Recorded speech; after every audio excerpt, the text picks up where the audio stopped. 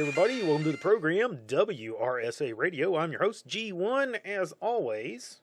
Hope you're having a good week. Happy New Year. 2025 is upon us, and we start the New Year's out with, well, a terrible double event. That is the topic for the show this week.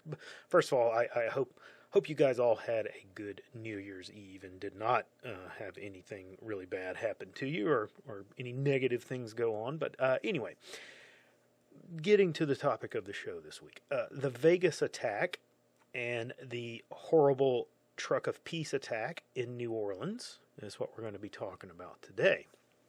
And I'll get to the Vegas attack later.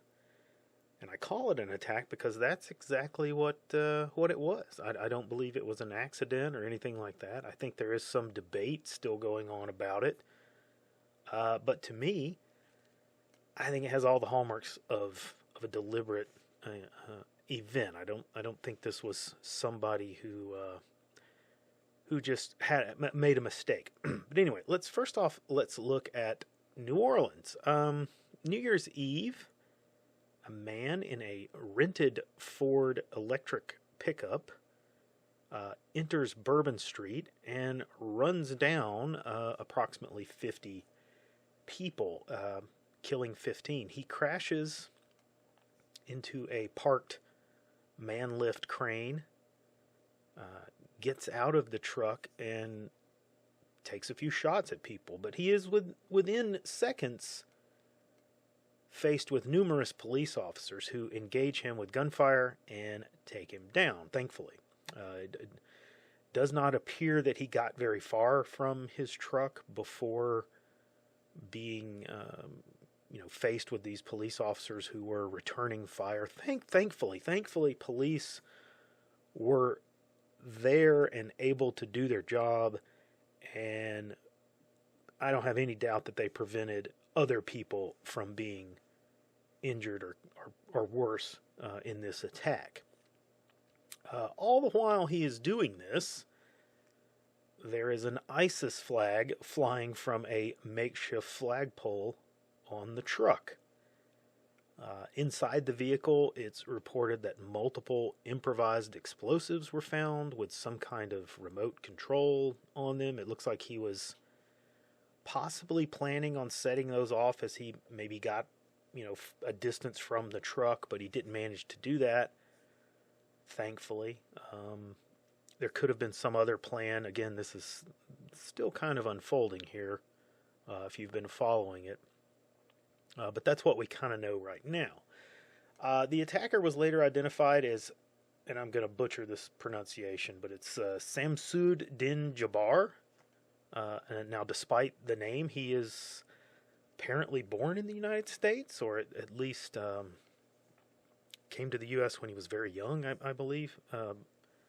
Possibly, I don't have all the information on that piece of it, but he was an active duty, or at one time active duty U.S. Army. So he had been, at least through some kind of verification, vetting process, and enough to get into the Army, and then he went into the reserve. So he had a career here. At one point, he was stationed at Fort Bragg and served with the 82nd Airborne, and then I believe 4th Infantry or 25th Infantry, something like that. But at any point, the stationed at Fort Bragg is an important thing to remember, and we will get back to that shortly. So this guy's not exactly the poster boy for Islamic jihadism, okay? He's supposedly, like I said, at least he's been vetted. He's been put through some kind of verification process. Sorry about that. And he's not exactly the kind of person that you would expect to be radicalized. We're supposed to believe that he somehow just radicalized himself because of the internet or something like that. What is he angry about? The recent victory in Syria by his supposed terrorist friends over there, or maybe he wasn't angry and he wanted to take the fight to the evil Americans. Is that what we're being led to believe? What exactly would be setting this guy off right now on New Year's Eve that he would just say, I've had it, now is my time, I'm going to go do this? That he did that. Just completely out of the blue.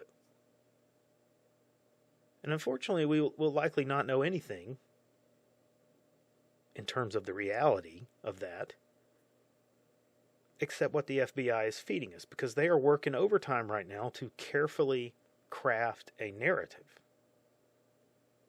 To begin with, they come out and said, oh, no, this is not terrorism. We don't have anything to indicate that this is terrorism, despite the fact that I told you the ISIS flag was on the truck. There was nothing to indicate that it would be terrorism.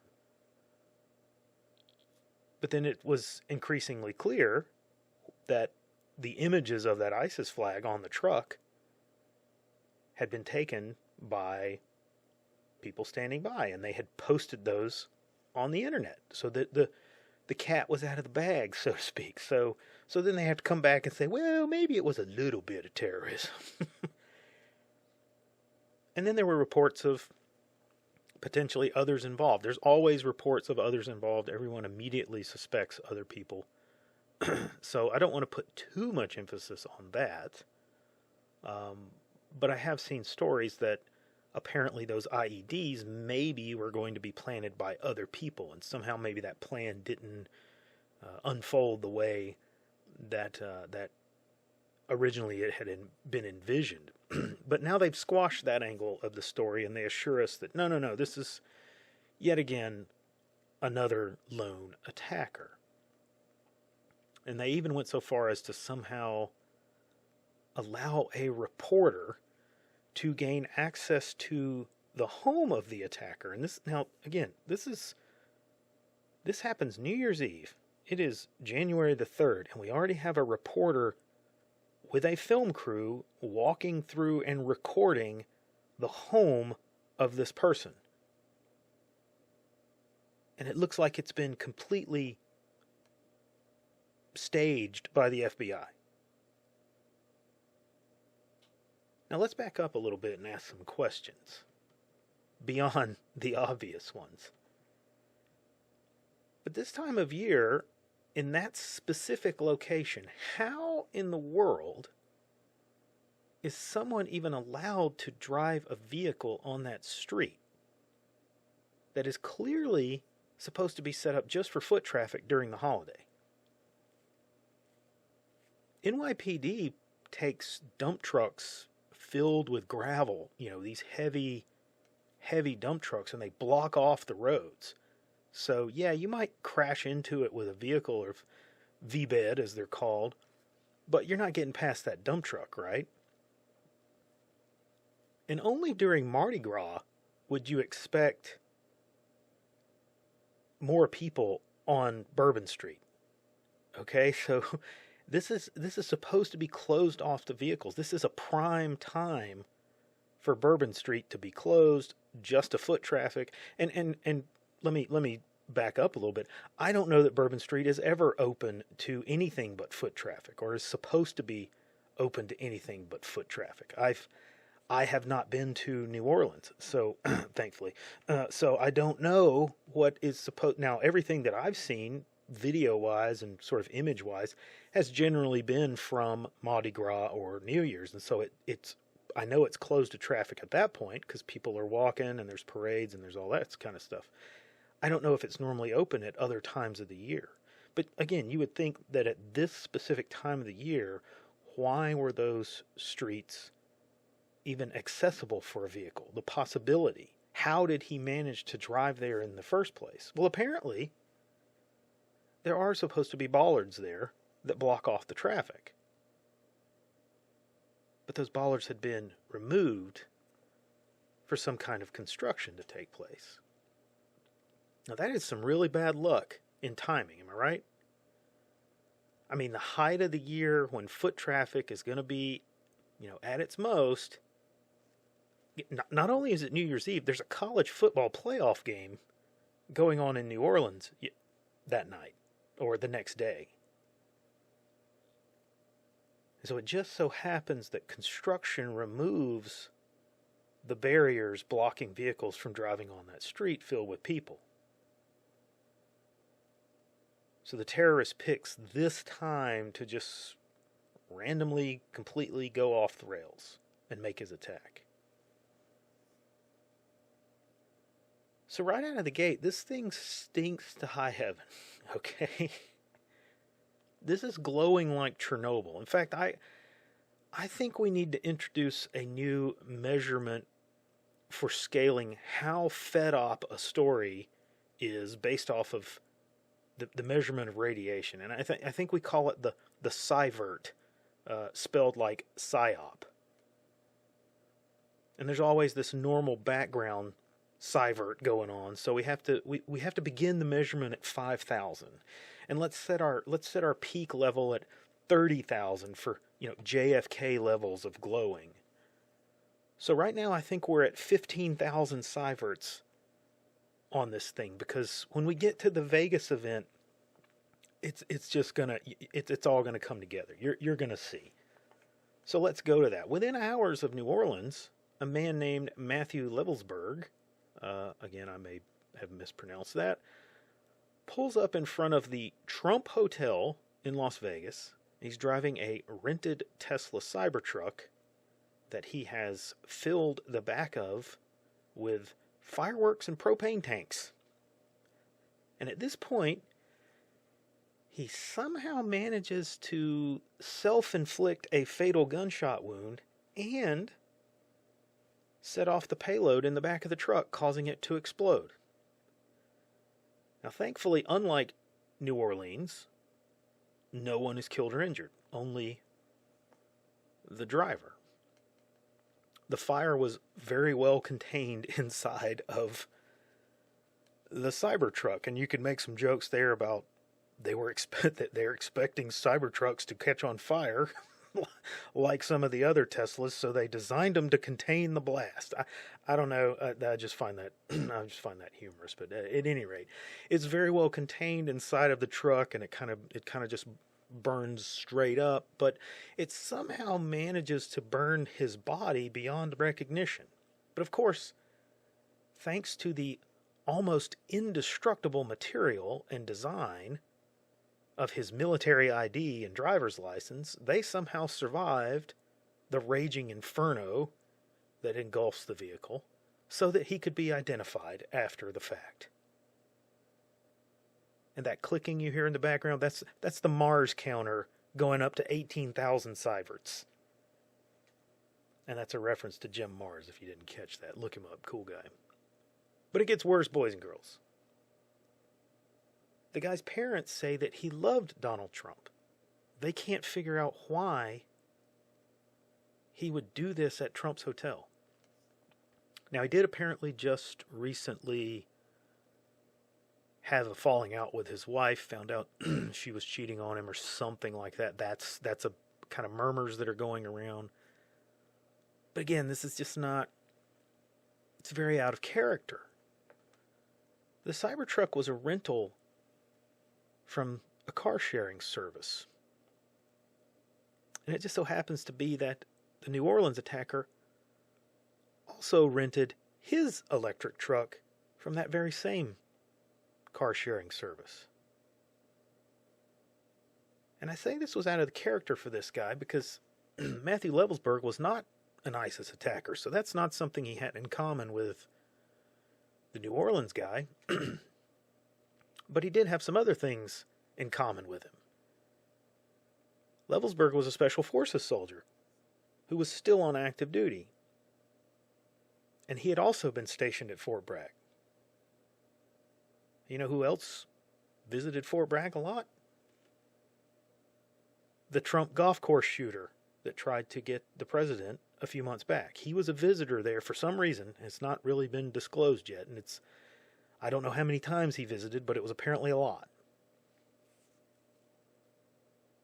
You know what else that he has in common with the Vegas guy? Both of them, Vegas guy and Trump golf course shooter, they were both working to recruit mercenaries for Ukraine. Now, boys and girls, that screeching sound you hear is that Mars counter getting to 25,000 Sieverts. This has all the markings of some kind of op. And I can't say what the goal was or what what they're trying to do here. It could be as simple as this is the deep state trying to show justification for further domestic terrorist threats, and so they need more money or something like it. It could be that simple. I don't know. Or maybe it was just something that just went off the rails for whoever was working it. But I will say this is an op. It's leading back to Fort Bragg, or at least, as they've shamefully renamed Fort Bragg to Fort Liberty. But the road's not going to end there. This is likely going back to Langley at some point. But I'm leaning towards this being something that went south. It may be something that was being cleaned up, for that matter. Maybe this was a way for an operation that had been taking place to tie up some loose ends. I think both of these guys were pushed to points of no return where they felt like they had no choice but to follow some kind of story that they had been given, or something far worse was going to happen. Maybe that's what happened to the golf course shooter guy. Maybe he was part of this same operation and was pushed into a corner to act outside of the norm. Maybe the Tesla truck driver guy wasn't actually driving that vehicle when it pulled up. It's possible that those can be remotely controlled, Maybe he didn't play along, but he was a loose end that needed to be tied up. So maybe, just maybe, there's something deeper going on as well. Maybe something along the lines of a mind control operation or implanted suggestions. Maybe they came together under the idea that they were going to be working to assist Ukraine. Hey, this is sort of patriotic, this is what the country should be doing, we're fighting the Russians over there, that kind of thing. And they believed in that mission, regardless of how flawed that is. But while they were there, they became subjected to suggestions or implanted ideas, some kind of experiment, something going on. I believe those things are possible, and nothing, of course, that the government says or does would surprise me at this point. I don't know. There's still a lot of unanswered questions here. But I can predict a way that we can tell for sure that the readings on the meter are real and not some kind of false positive, is if these stories just go dark in about a week or so and nobody talks about them, then we're going to know that something was up. They are connected, that the things that we think are true are likely true, or some flavor of them. So we shall see. Hell of a way to start the year, I will say that. Anyway, that is all I have time for this week. Like and subscribe. Come see us over on Gab, Nice Crew, and the Cold Fury blog, and I will see you on the next episode.